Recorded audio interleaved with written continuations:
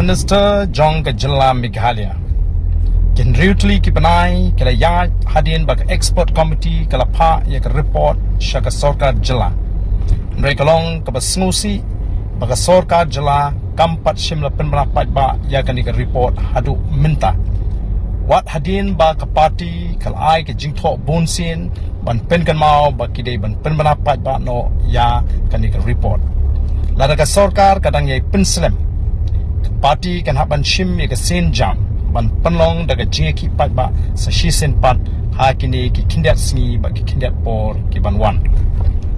This is an open statement to the Chief Minister of Meghalaya. 6 months had lapsed since the submission of the report by the expert committee.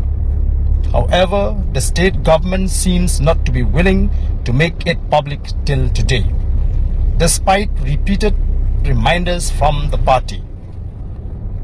Therefore, in this connection, the party would be compelled to resume its agitation if the government failed to announce the report of the expert committee immediately. Thank you.